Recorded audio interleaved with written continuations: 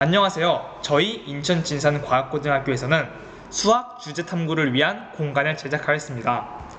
자유주제 토론 공간, 팀별 회의 공간에서 얘기를 나누며 주제 연구, 탐구를 하고 강의실에서 선생님의 강의를 들을 수 있도록 제작하였습니다.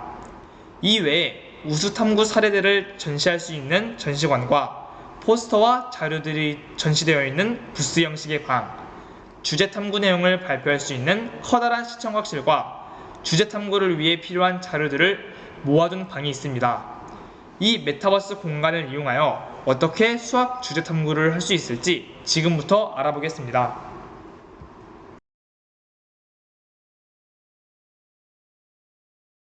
팀별 회의 공간은 앞뒤에 문을 통해 들어가게 되면 중앙에 큰 책상이 있습니다. 이 책상을 기준으로 좌우에 3개씩 각 팀별로 분리되어서 회의할 수 있는 회의실이 있습니다. 이 책상은 회의를 진행하는 사람들이 마실 수 있는 커피와 배고파졌을 때 먹을 수 있는 파이, 과자들이 올려져 있고 양끝에 정수기도 비치되어 있습니다.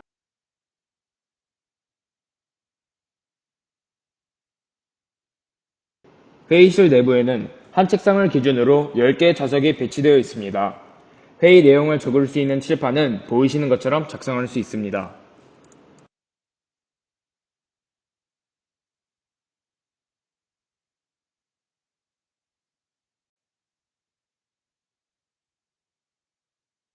시청 자료 혹은 컴퓨터 화면을 공유할 수 있는 모니터도 있습니다.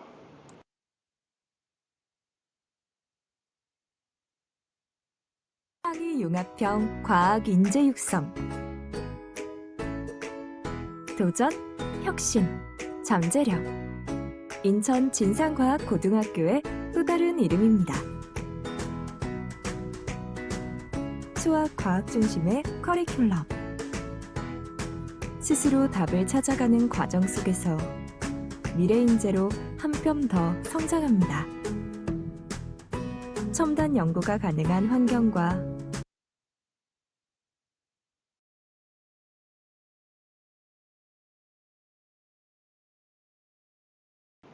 복도는 입구를 기준으로 가는 길이 양방향으로 나뉘어져 있습니다. 소광의실 입구에 양쪽으로 앉아서 쉴 수 있는 소파가 배치되어 있습니다. 그뿐만 아니라 포스터 전시 공간, 탐구 주제 탐색을 위한 자료가 있는 공간,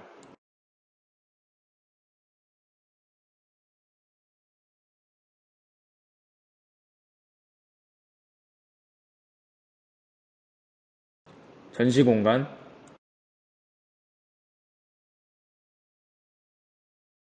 발표 공간 옆에도 있습니다.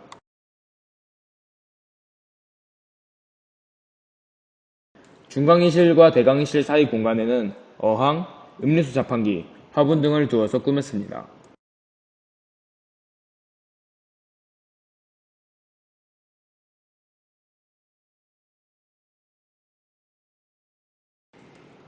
자유주제 토의 공간은 중심의 책상을 기준으로 바람개비 모양을 본떠서 토의를 할 수 있도록 책상을 배치하였습니다.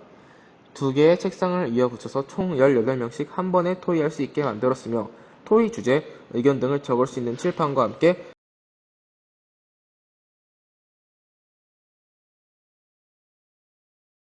여러 자료들을 다 같이 볼 수 있도록 큰 모니터를 각 테이블마다 설치하였습니다.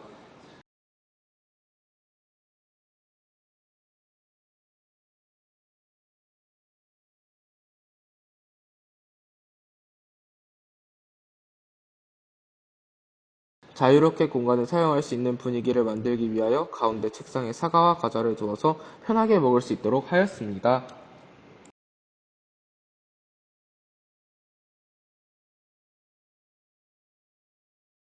다음으로 강의실에 대해 설명드리겠습니다. 강의실의 경우 대강의실, 중강의실, 소강의실의 세 구역으로 구성되어 있습니다.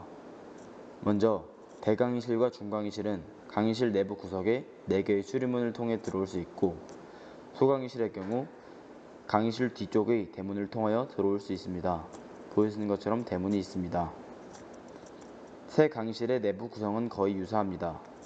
먼저 정면에는 PPT 등의 발표 자료를 띄울 수 있는 공간과 양옆에 칠판이 있고 2명이 함께 사용하는 책상이 있습니다. 이 책상은 대강의실, 소강의실, 중강의실이 각각 먼저 대강의실은 6 곱하기 5, 다음으로 중강의실은 5 곱하기 3, 마지막으로 소강의실은 3 곱하기 3의 순서로 배열되어 있습니다. 이는 대학교의 강의실과 비슷한 형태와 구성으로 만들었습니다.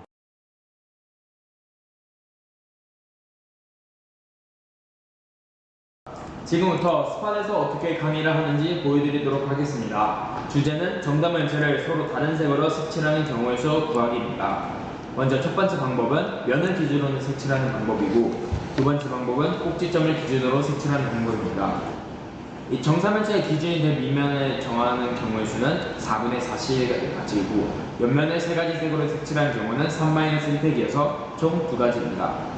정육면체는 기준이 될 두 개 밑변을 정하는 경우의 수는 3분의 6씩이고, 옆면을 네 가지 색으로 색칠하는 경우는 4-1팩토리를 계여서 총 30가지입니다.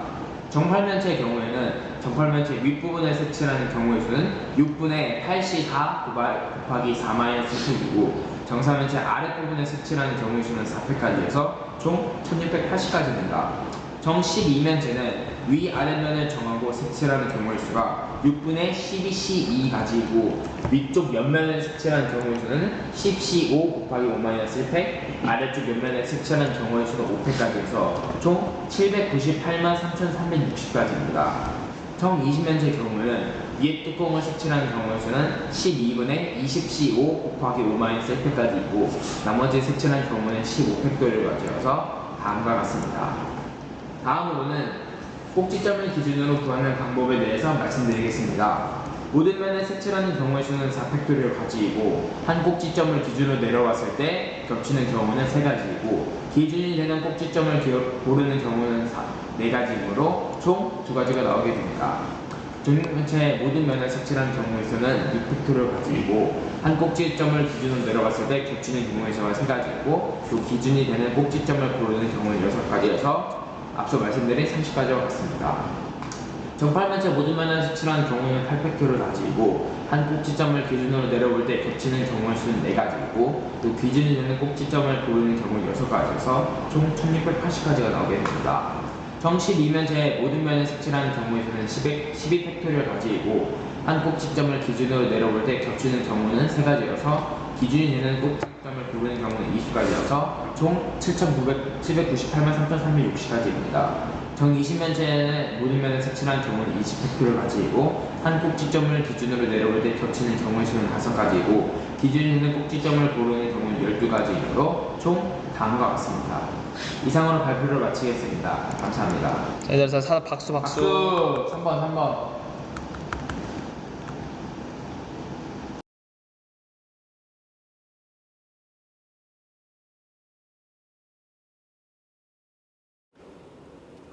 우수 탐구 결과를 관람할 수 있는 공간은 미술관 혹은 박물관과 같은 공간처럼 제작해 보았습니다. 두 개의 입 출구에 있는 모니터를 통해 현재 전시된 내용이 무엇인지 알 수 있습니다.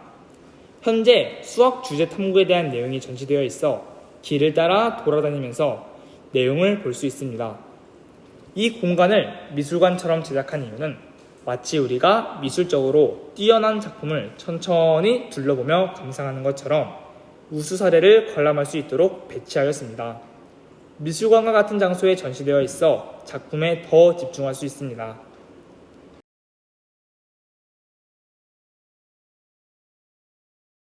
벽에 PDF로 저장하라고 쓴 이유는 PDF로 업로드할 시 글씨가 선명하게 보여 우수 탐구 자료를 관람하기 적절하기 때문입니다.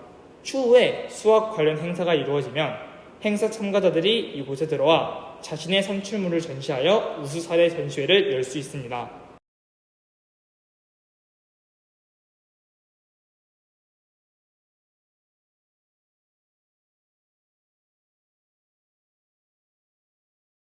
서로 탐구한 내용을 포스터로 만들어 전시하는 공간의 경우 부스 형식으로 제작하였습니다.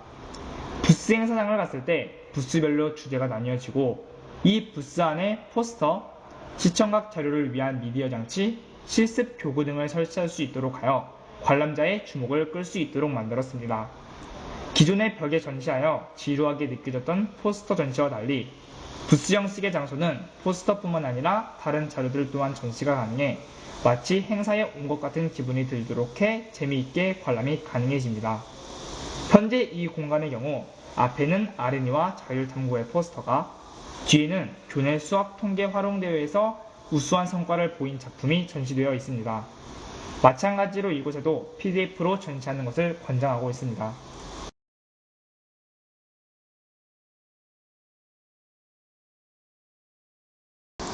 산출물 발표를 위한 공간의 경우 무대와 함께 여러 사람들이 앉을 수 있는 의자가 존재합니다. 산출물 발표장 벽에는 포스터를 전시할 수 있도록 하여 발표하는 내용, 주제에 대해 전시가 가능합니다. 여기에는 제가 만든 예시 포스터들이 있습니다. 이렇게 포스터를 전시하여 앞으로 발표될 내용을 이 공간에 전시함으로써 교내 수학 관련 이벤트, 행사, 대회를 알려 참가할 수 있도록 하였습니다. 무대 양옆과 뒤에는 의자, 소파, 책상, 모니터가 존재하여 발표 전에 연습을 하거나 회의를 할 수 있도록 제작하였습니다. 각 팀별로 앉을 수 있는 소파와 책상이 마련되어 있고 모니터를 활용해 화면을 공유하거나 PPT를 띄워 연습하고 회의할 수 있습니다. 또한 의자도 마련되어 있어 발표를 준비하기 위한 장소로 알맞게 디자인되었습니다.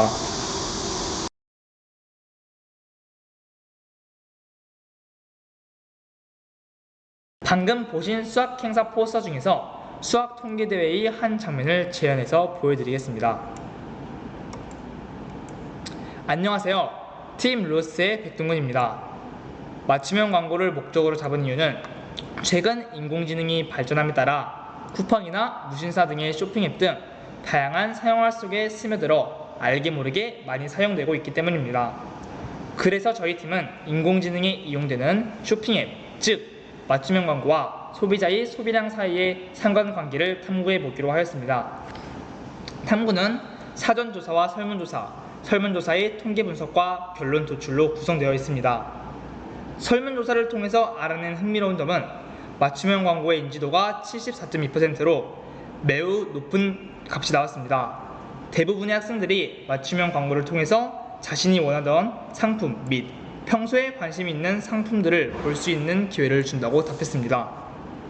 그 중에서 온라인에서 평소 관심이 있는 상품들이 나를 따라다니는 듯한 맞춤형 광고를 본 적이 있다가 90%의 높은 수치의 의견이 나왔습니다. 이 똑똑한 광고가 내 마음을 꿰뚫어보는 것일까요? 아님 내 스토커일까요? 높은 수치의 의견은 맞춤형 광고가 나에게 도움이 되는지의 설문으로 이어져 64.8%의 높은 긍정적인 결과로 나왔습니다. 일반적인 광고에 비해 정교화된 니즈를 반영하고 있는 맞춤형 광고는 필요한 인원에게만 양질의 콘텐츠를 노출하고 소비자가 불필요한 시간을 낭비하는 것을 최소화시켰습니다. 이 맞춤형 광고는 바로 소비로 연결되는 모습도 보였습니다. 똑똑한 기업의 맞춤형 광고가 구매 의도에 성공은 했지만 소비자는 충동 구매나 과소비를 하게 되는 단점도 있었습니다. 그렇다면 왜 30% 이상의 설문자들이 맞춤형 광고가 기피나 회피의 대상으로 느껴졌을까요?